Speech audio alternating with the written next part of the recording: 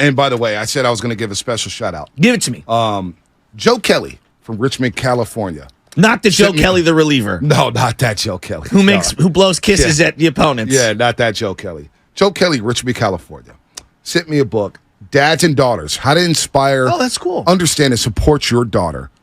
And that's the book right there. Really cute. Really cute, right? And he sends me the book. Thank you for many hours of listening to your voice, the power and soul of your words, passion, and spirit. Over the last couple of years, I really appreciate your perspective and excitement about becoming and being the dad of your daughter. It's clear that you believe that the work you do is about her and for others. And how committed you are to share that and be there for others, it strikes me as a profound example of vocation and calling that you respond to.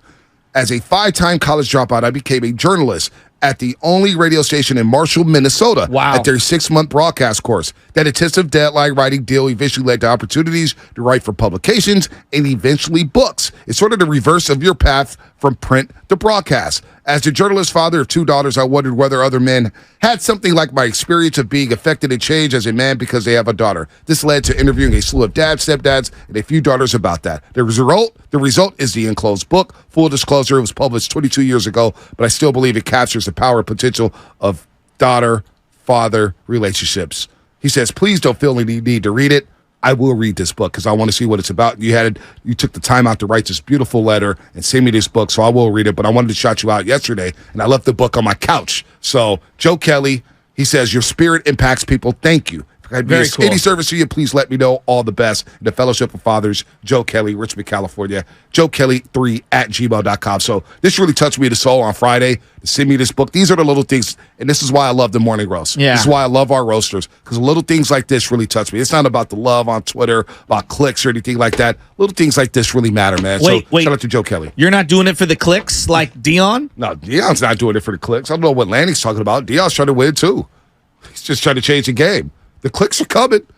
You don't think Lanning was trying to do that for the clicks? He knew that pregame speech was going to go viral. So are we now doing a weekly book club, Bonte's book club? I don't know if we're going to do that, but I just wanted to shout out Joe Kelly. I want to read this book. I'm more of an audio book guy. Yeah, I know you keep saying that. I like. See? No, I know.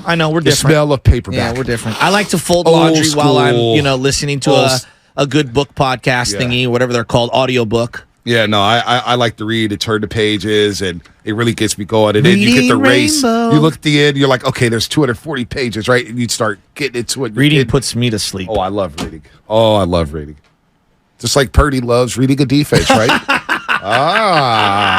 He reads a defense very, very well. Brock Purdy, that guy. That's right. And Matt Nahigan said, I think he had a tweet the other day.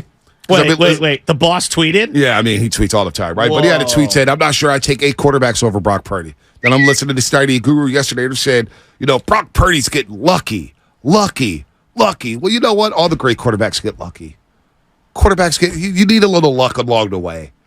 Who cares if he's lucky? He's getting it done. So I don't buy this whole luck thing, right?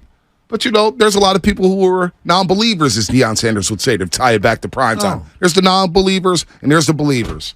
Guess what Nick Wright is when it comes to Brock Purdy? Well, what do you know? He's a non-believer. Am I allowed to have an opinion that is different than what someone would have if all they had done was they were in a coma, they woke up, and they read the box scores? Am I allowed to, or does that have to be my opinion? If that has to be my opinion, you guys should say it. Because if you had never watched him play, and you just read the box scores, you would have an opinion. I was in the coma. Maybe, I'm not, but if you've watched him play, I put out a very simple test on Twitter yesterday.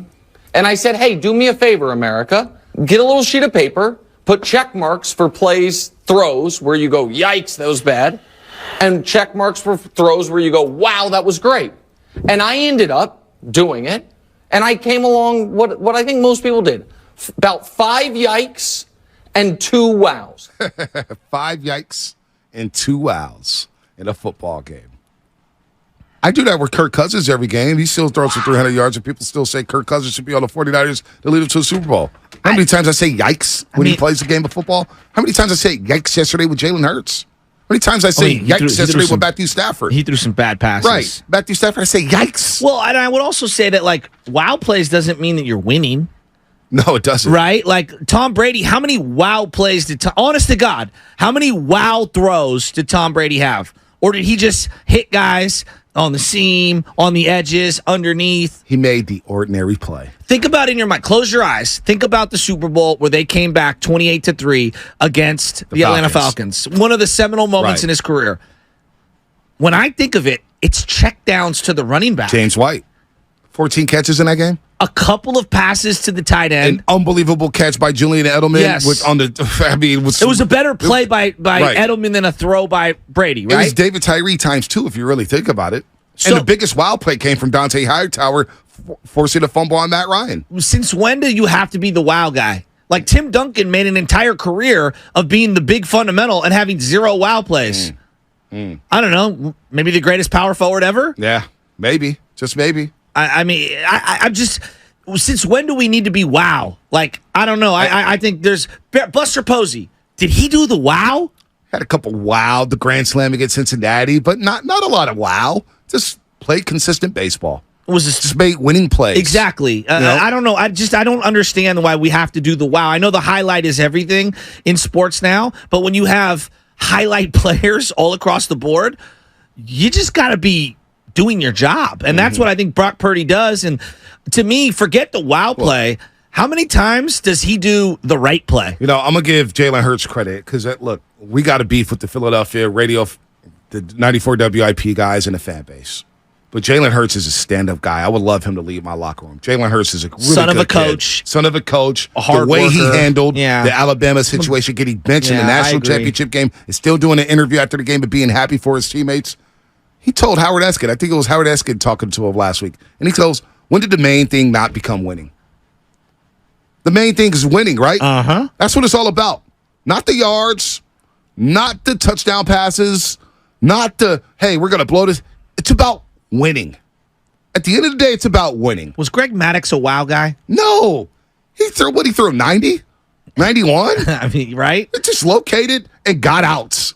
Tom Glavine, did he really wow you? No. He got outs Although in one game. he was very good. Different from Maddux. But yes, I agree with you. Different. He wasn't as electric as some of the other guys that are his contemporaries. I look at like the quarterback play, like Phillip Rivers had a hell of a career. Was he a wow guy? No. Was he?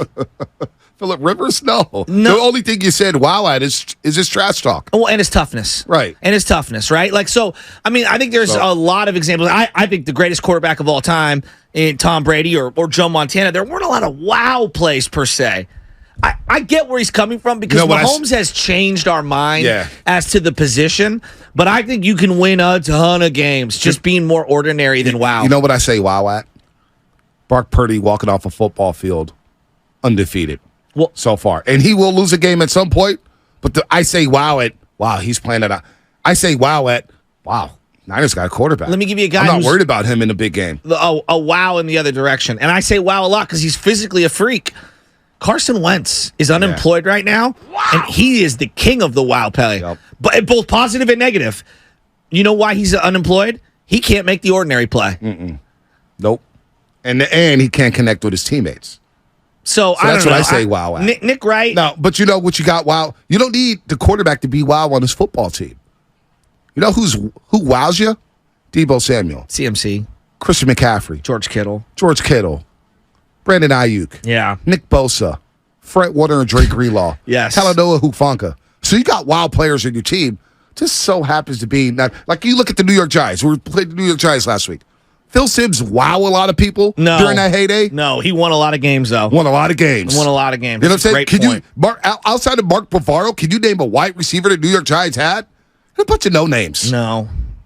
Otis Anderson. He was past his prime. Yeah. But you know what they had? Wow defensive players. Yeah. Lawrence Taylor, wow. Great point. Leonard Marshall, wow. Pepper Johnson, wow. Oh, Harry Carson, wow. LT, wow. Mark Collins, wow. It's another one. 408. Cam Newton was a wow guy. Unemployed. Look, I'm not saying that you can't blend the both. We watched Burrow last night. They were 0-2, heading into a game that they had to have. I didn't think he played wow, and I didn't think he had a lot of wow moments. He did what he needed to do to win, and that's the most important thing. And so today, when Cincinnati wakes up, they're like, we're 1-2. It wasn't great. But we have life. Exactly. We've got Their life. season is back. We're now back in it, and we're one game out of first place in the AAC North, which is going to be a dogfight all season.